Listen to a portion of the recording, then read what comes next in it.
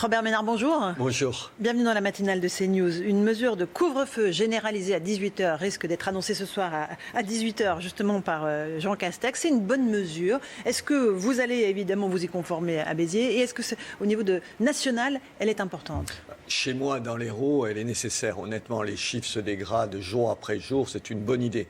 Le problème, est-ce que c'est une bonne idée partout en France au même moment ? Je ne suis pas sûr. La situation, elle est bien moins grave. Je ne sais pas, dans l'Aveyron, à côté de chez moi, est-ce que ça a du sens de faire à 18h ? Je ne crois pas. En revanche, tout à l'heure, j'écoutais un médecin de l'Est de la France qui disait que ça ne suffisait pas. Je ne comprends pas. Je ne donne pas de leçons parce que c'est très compliqué.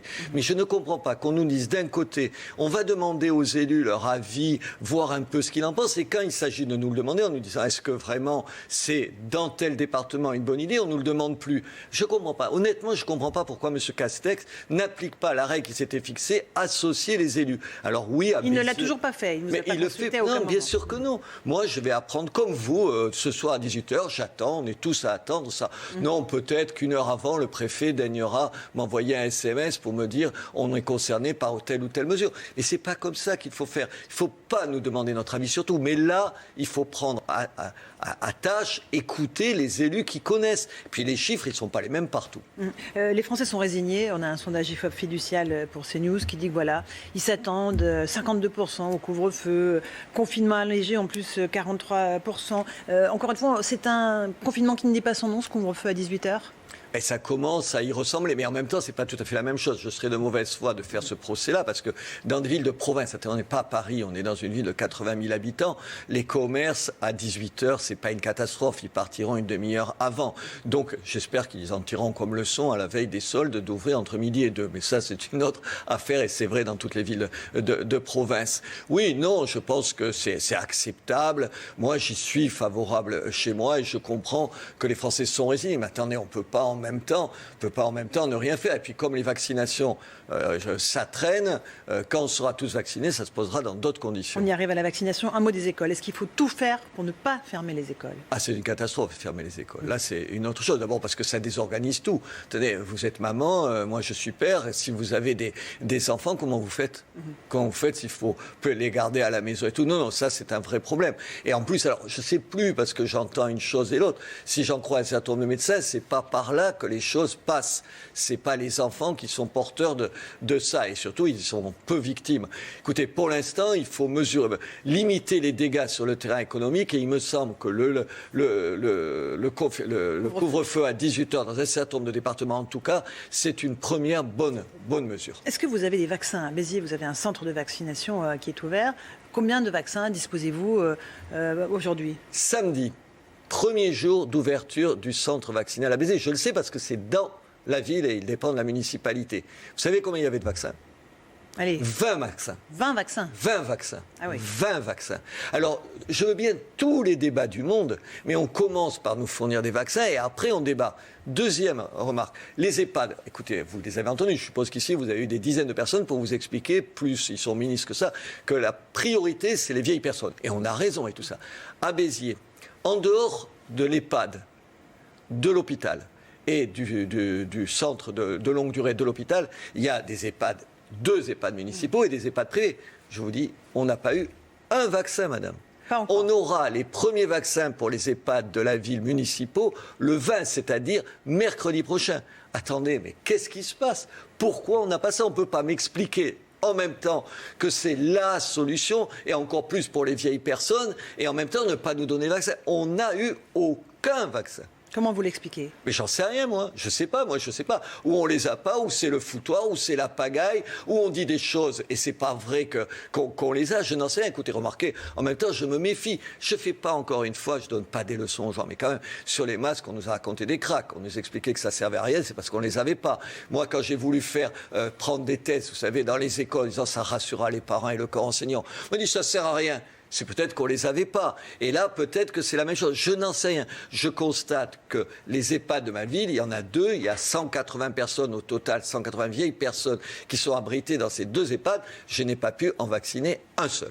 La France est-elle en train de rattraper son retard, peut-être? On nous promet que la semaine prochaine, on vaccinera plus. On a vacciné presque 250 000 personnes depuis que la vaccination a démarré. Est-ce que vous pensez qu'on peut rattraper notre retard? Je l'espère. Enfin, je suppose. Moi, je ne suis pas pour que les choses échouent parce que ce n'est pas mes amis politiques qui sont au gouvernement. Je ne suis pas fou. Ma principale obsession, c'est chez moi la santé de mes concitoyens et en France que ça se passe bien. Je l'espère.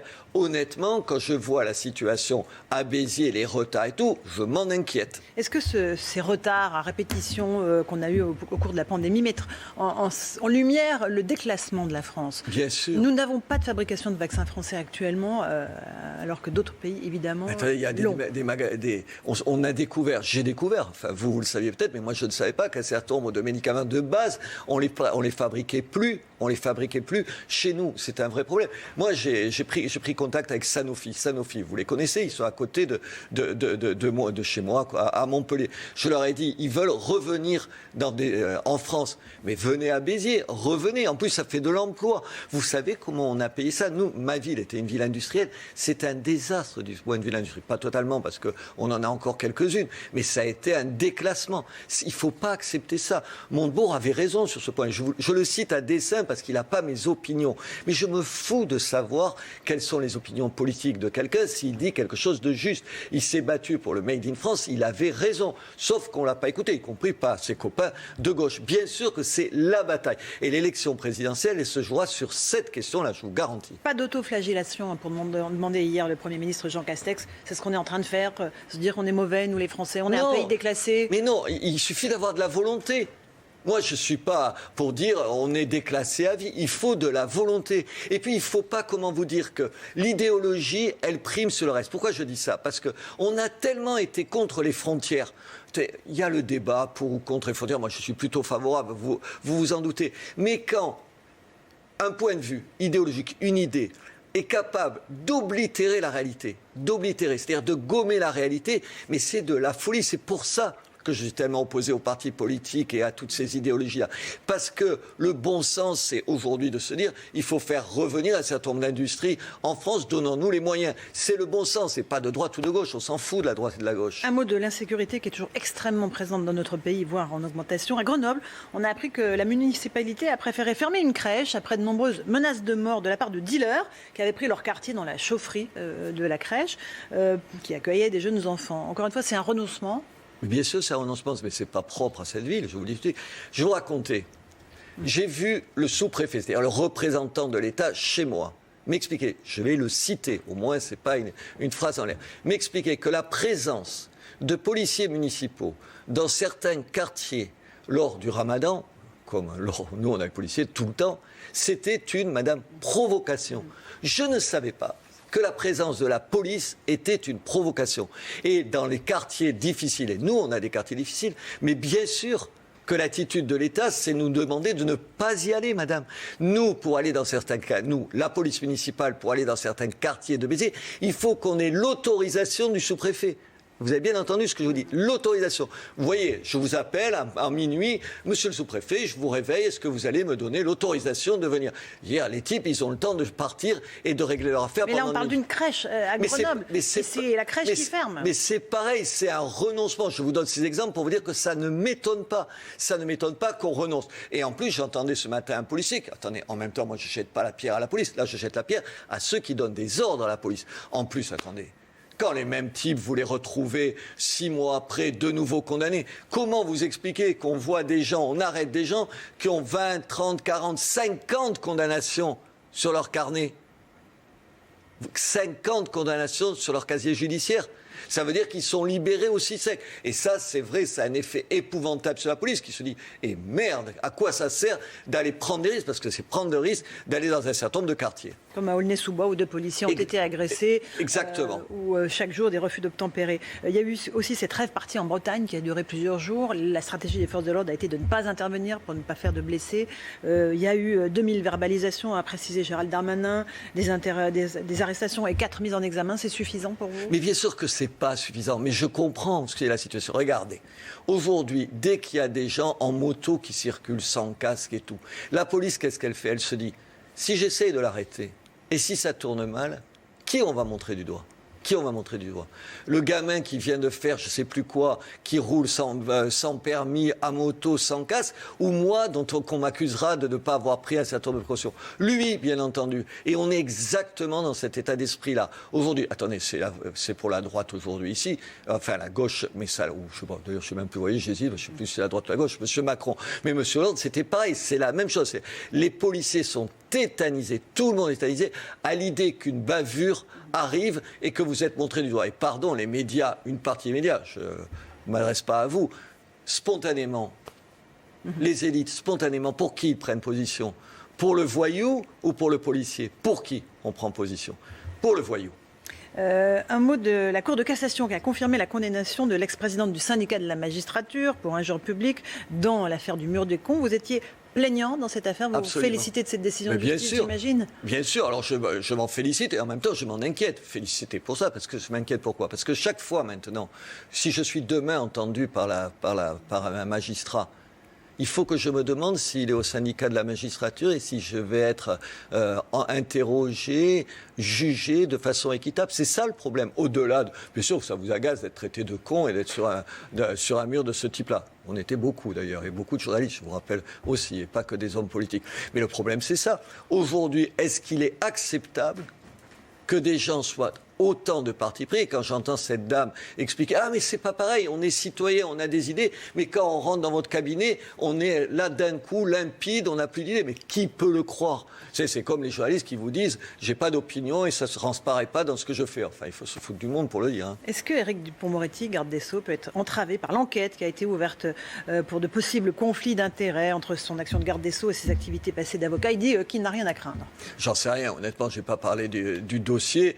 Ça va lui compliquer la vie. Mais lui, c'est drôle, je pensais... Moi, j'avais de l'admiration pour lui, parce que quand même, c'est pas n'importe qui au barreau. Et là, je le trouve étriqué, politicien, n'écoutant pas trop et tout. C'est un peu décevant, alors qu'il a une envergure bluffante. Et puis moi, une fois, il avait écrit une saloperie sur moi, je l'ai appelé, et il s'en est excusé. Je lui ai dit, tiens... Voilà, on peut écrire, donc on tous dit des conneries sur des gens et tout. Je me suis dit, tiens, voilà un type qui est capable de reconnaître qu'il se trompe. J'aimerais qu'il soit pareil. Il ne faut pas changer, M. Dupond-Moretti, quand on est ministre. Robert Ménard, est-ce que les régionales en Occitanie, vous y pensez en vous rasant le matin? Si je regarde votre barbe, elle est fournie, donc vous n'y pensez pas? Je pense surtout que je viens de voir un sondage où, sans avoir fait campagne, sans même avoir dit que j'étais candidat, avec la maire de Montauban, Mme Barège, on est crédité de 14% des voix. Ce qui est considérable. Qui ferait baisser le Rassemblement national de 10 points. Voilà, et surtout qui, je l'espère, incite le Rassemblement national, mais aussi les Républicains et pourquoi pas d'autres, à se dire peut-être qu'il y a une alternative au socialisme, là comme ailleurs, mais en l'occurrence en Occitanie. Mais il faudrait qu'ils soient un peu moins stupides les uns les autres. Un peu moins stupides, qui se disent que peut-être l'union, ça existe. Peut-être que... L'union avec qui? Mais avec le Rassemblement national, avec les LR, avec d'autres gens. Écoutez, il y a des idées de bon sens, Aujourd'hui, sur un certain nombre de questions, il y a une majorité des Français qui sont d'accord. On parlait des problèmes sur les problèmes d'insécurité, sur les problèmes de prison, on vient d'y faire allusion, sur l'autorité à l'école, même sur l'immigration. Moi, je ne suis pas contre toute immigration, je suis pour qu'elle soit réglementée. Toutes ces questions-là, il y a une immense majorité de Français. Et vous avez une classe politique qui, chacun, s'arc-boute sur ses partis. J'espère que ce sondage, ça va débloquer les choses et qu'ils vont se dire, mais mon Dieu, on peut peut-être se parler. Alors moi, j'ai un avantage certain, c'est que je suis dans aucun parti, donc je peux discuter avec tout. Et peut-être que c'est une stratégie qu'on pourrait enfin utiliser au niveau national. Mais vous serez candidat aussi. Ou pas? On va voir. Je vais d'abord discuter avec les uns et les autres. Vous voulez des alliances d'abord? Moi, je veux surtout qu'on se retrouve et qu'on essaye de travailler ensemble.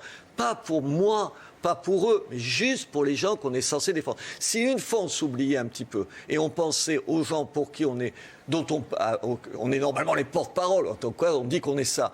Si on pensait un peu aux gens, peut-être que ça changerait les choses. J'aimerais terminer par le témoignage de Camille Kouchner, qui hier a évoqué publiquement à la télévision son livre « La Familia Grande », dans laquelle elle raconte l'inceste dont a été victime son frère jumeau de 13 ans à l'époque, de la part de leur beau-père, Olivier Duhamel, que vous avez côtoyé pendant plusieurs années. Nous avons vécu 30 ans dans le silence, dit-elle. Maintenant, c'est pour lui le silence. C'est normal, c'est absolument légitime ce qu'elle dit. Elle a raison. Écoutez, moi j'ai lu le livre. J'ai eu envie de vomir. Et pas que sur cet exemple, sur d'autres choses. Ça c'est le pire, mais il y a d'autres choses. Envie de vomir. En plus, vous l'avez dit, moi je me suis retrouvé avec Olivier Duhamel pendant 1 an chez une chaîne concurrente, chez David Pujadas, pour dire les choses clairement. Écoutez, il hésitait à me serrer la main. Il était le camp du bien, le camp du juste. Moi, j'espère un espèce de provincial plouc, en plus, à droite de la droite, quasi un fasciste. C'est-à-dire que ces gens-là, non seulement ils ont eu des comportements abominables, dégueulasses, mais en plus, ils se prétendaient, vous savez, ceux qui vont nous donner des leçons. Il y a toute une élite comme ça qui est insupportable. Au fond, c'est son procès qu'il faut faire, et elle a raison de A à Z.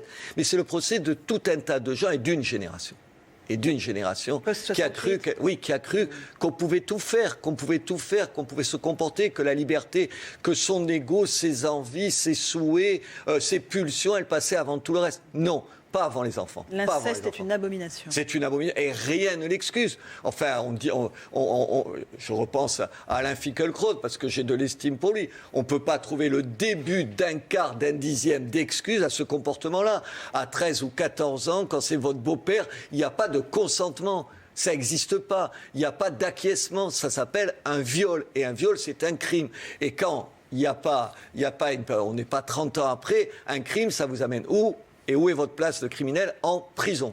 Merci beaucoup Robert Ménard d'être venu ce matin dans la matinale de CNews. Merci à vous Romain Desarmes pour la suite.